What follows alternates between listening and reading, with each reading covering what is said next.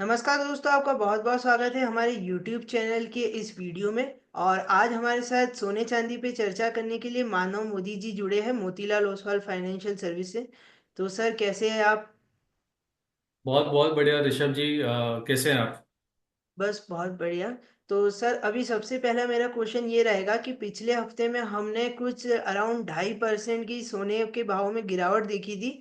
तो इस हफ्ते आपको क्या लग रहा है, सोने का क्या आउटलुक चल रहा है अभी?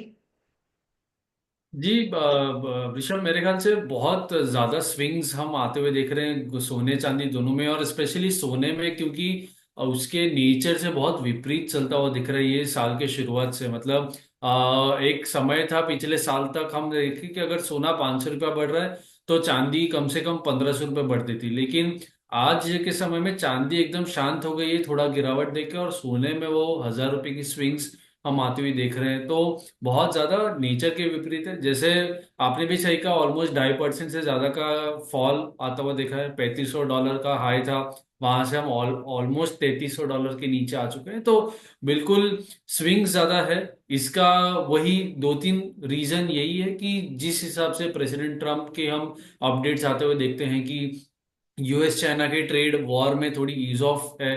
तो जो $3500 तक गया था, वहां तक जो रिस्क प्रीमियम बहुत बढ़ गया था, लोगों ने डिस्काउंट काफी जल्दी कर लिया कि अब तो चीजें खराब हो ही जाएंगी, अब तो शायद ग्लोबल ग्रोथ स्लो डाउन हो ही जाएगा। लेकिन जैसे ही कुछ विपरीत हमें न्यूज आने लगी, तुरंत वो पूरा रिस्क प्रीमियम उतरने लगा।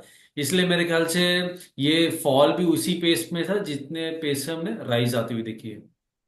जो सर गोल्ड अभी है वो $3200 के मार्क पे अटक सा गया है। मतलब थोड़ा सा $10-20 की गिरावट होती है, फिर $3200 के आसपास आ जाता। और दूसरा, अभी क्या, जैसे जो चांदी है वो अगर सोना गिरता है तो चांदी उसका साथ दे के जरूर गिरती है। पर जिस स्पीड से अभी गोल्ड बढ़ रहा है उस स्पीड से चांदी नहीं बढ़ रही है। तो उसका क्या एक आपको रीजन लग रहा है चांदी का?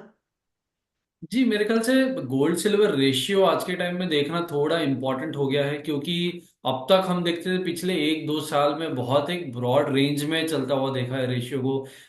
कॉमेक्स के रेशियो की बात करें तो नीचे में 75-76 के आसपास जाता था, ऊपर में शायद 90 के आसपास चला गया, 88-90। लेकिन बहुत समय बाद ये 90 के ऊपर हमने जाता हुआ देखा है। पिछले कुछ समय में 106 107 भी जाता हुआ देखा। तो जितना रेशियो बढ़ेगा उसका मतलब यही है कि सोना ज्यादा पेस से बढ़ रहा है चांदी के मुकाबले, या चांदी पेस से गिर रही है। तो हम बिल्कुल $3500 की रैली में वो रेशियो हमने ऊपर जाता हुआ देखा है। इसलिए चांदी की एक और खासियत है कि ये पूरे साल में कॉपर और बेस मेटल्स को बहुत ज्यादा फॉलो करते हुए दिखा है। कि कोरिलेशन अगर आप देखेंगे चांदी का कॉपर के साथ ऑलमोस्ट 90% का कोरिलेशन है, और सोने के साथ 60 या 70% का ही कोरिलेशन बचा है।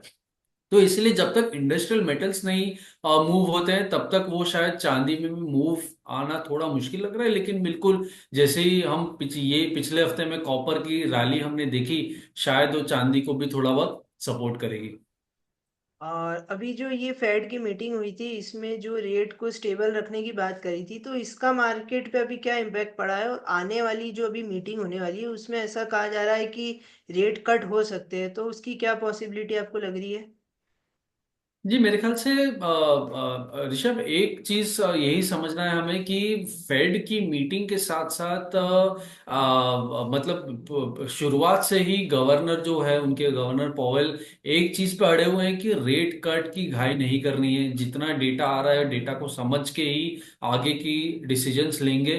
लेकिन दूसरी तरफ प्रेसिडेंट ट्रम्प ने इनफैक्ट कल भी हमने स्टेटमेंट्स आते हुए देखे कि वो प्रेशर नहीं कर रहे हैं। लेकिन अब उन्होंने ये कहा है कि मैं गवर्नर पॉवेल को निकालूंगा नहीं पोजीशन से, लेकिन वापस से कहा है कि शायद रेट कट कर ले तो देश के लिए बेहतर होगा। तो एक तरीके से थोड़ा बहुत वो माहौल बनने की कोशिश हो रही है कि प्रेसिडेंट कुछ चाह रहे हैं और गवर्नर पॉवेल कुछ चाह रहे हैं। यही सेम सिनेरियो जब लास्ट टर्म में 2018 2017 में प्रेसिडेंट ट्रम्प थे, तब भी यही सिनेरियो था। और उस समय गवर्नर पॉवेल के स्टांस को चेंज होते हुए दिखा था। इस साल शायद वो नहीं दिख रहा है कहीं ना कहीं, क्योंकि गवर्नर एकदम अड़े हुए हैं। अब मेरे ख्याल से ये हफ्ते में जो मीटिंग है फेड की, उसमें पॉसिबिलिटीज तो अब तक नहीं है कि रेट कट हो, क्योंकि गवर्नर पॉल के कंटिन्यूस स्टेटमेंट्स है कि रेट कट नहीं करना चाहिए। बिल्कुल हम वो प्रेशर अगर बनता हुआ दिखेंगे तो शायद थोड़ा हिंट मिल जाए, लेकिन अब तक कोई ऐसी पॉसिबिलिटी डेवलप नहीं हो रही कि रेट कट ये मीटिंग में होगा।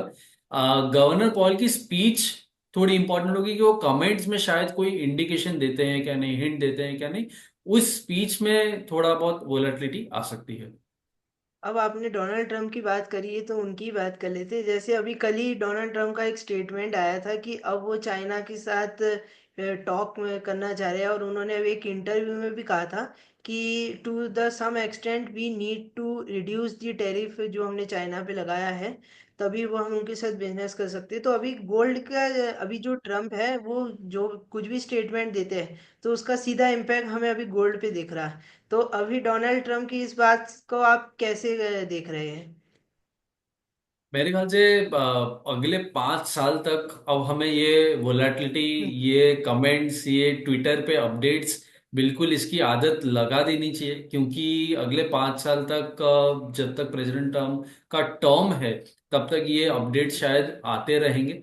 बिल्कुल टैरिफ के ऊपर अग्रेसिव मूव लिया है यूएस ने, और तुरंत ही, क्योंकि पिछले टर्म में अगर देखें तो एक एक महीने लग जाते थे नेगोशिएशंस आने में, टॉक्स आने में, वापस से कुछ बिठाने में, लेकिन अब की बार रिटेलिएशन ओवरनाइट आए हैं, तुरंत ही आए हैं। तो इसकी वजह से शायद वो एलिवेटेड गोल्ड में आ गया था, एक सोने में रैली आ गई थी। लेकिन अब क्योंकि 90 डेज पॉज भी दिया है बाकी देशों को, चाइना के साथ भी थोड़ी ईज ऑफ होने की कोशिश है।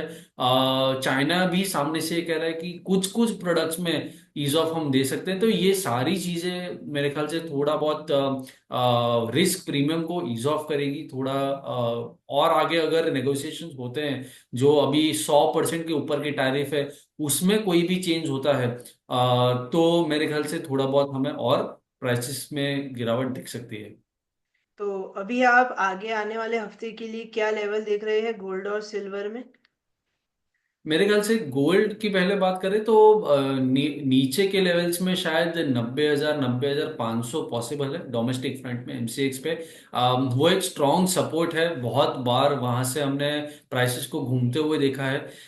तो जब तक वो लेवल नहीं ब्रीच होता है, मेरे ख्याल से वो एक स्ट्रॉन्ग सपोर्ट होगा। अगर वो प्राइसेस ब्रीच हो जाते हैं तो नीचे में शायद 89,000 तक की पॉसिबिलिटी दिखती है। ऊपर में जब तक 94,000 नहीं ब्रीच होता, तो 93,500 से 94,000 का एक जोन है। वो लेवल थोड़ा इंपॉर्टेंट है आज के दिन में, क्योंकि हफ्ते की शुरुआत है, थोड़ा गैप अप ओपनिंग हमने आता हुआ देखा है, रिलीफ रैली मुझे लग रहा है ये है। लेकिन जब तक 94,000 रीच नहीं होता है, शायद और स्ट्रॉन्ग बाइंग की पॉसिबिलिटी कम हो जाती है। जैसे मैंने कहा, फेड की मीटिंग है, उसमें कुछ इंडिकेशंस आती हैं, तो और वोलेटिलिटी आती हुई दिख सकती है। तो अगर 94,000 ब्रीच होता है तो शायद added buying levels, buying interest आ सकती है। और 90,000 अगर ब्रीच होता है तो इधर, और ये एक बड़ा रेंज है, इसी रेंज में शायद ट्रेड कर सकता है। चांदी की बात करें, चांदी में सिमिलरली थोड़ा रेंज बाउंड मोमेंटम लग रहा है। डायरेक्शन अभी भी थोड़ा क्लियर नहीं है ओवरऑल। लेकिन सोने के साथ साथ चांदी भी शायद उसको फॉलो करना चाहिए। और क्योंकि कॉपर थोड़ा ऊपर है, तो शायद बाय सिल्वर सेल गोल्ड की स्ट्रैटेजी बिठा सकते हैं एज अ हेज भी। क्योंकि अगर चांदी अगर देखें तो 94, 95,000 के बीच में चल रही है, तो ऊपर में 96,000 का एक बहुत स्ट्रॉन्ग जोन है। अगर 96,000 ब्रेक हो जाता है तो और बाइंग शायद आती हुई दिख सकती है ऊपर में। लेकिन एटलीस्ट यहाँ से 2,000 पॉइंट की जगह है, क्योंकि 94,000 पे खड़ा है, तो 96,000 तक की एक लेवल दिख सकते हैं। और नीचे में 92,000 का एक स्ट्रॉन्ग जोन है, 92,500 का एक स्ट्रॉन्ग जोन है, सपोर्ट जोन है, वहां तक की एक रेंज है। तो सर लास्ट में आप कोई डिस्क्लेमर देना चाहेंगे? तो जी, डिस्क्लेमर यही रहेगा कि ये जो भी हमने डिस्कशन किया है, ये मेरे सजेशंस है। कोई भी इसमें मेरा पर्सनल ट्रेड नहीं है। और कोई भी इन्वेस्टमेंट्स के लिए प्रॉपर स्टॉप लॉसेस और फाइनेंशियल एडवाइजर को कंसल्ट करने के बाद ही आप आगे बढ़े। हाँ, क्योंकि एक्चुअली अभी क्या गोल्ड में बहुत वॉलीटिलिटी आ रही है। 100-100 डॉलर की रैली एक दिन में देखी जा रही है। ये मतलब बहुत सालों बाद ऐसा बड़े बड़े एक्सपर्ट कह रहे हैं कि 100 डॉलर की रैली एक दिन में देखना बहुत वो है। तो अभी मार्केट बहुत वॉलेटाइल है। तो आप अगर कुछ भी ट्रेड लेना चाहें तो सबसे पहले अपने फाइनेंशियल एडवाइजर से ज़रूर पूछें। और हमने जो भी ये डिस्कस करा है ये सिर्फ एजुकेशन पर्पस के लिए है। तो ठीक है, आज की वीडियो के लिए इतना ही। थैंक यू सर हमारे शो में आने के लिए। Thank you Rishabh. आजा।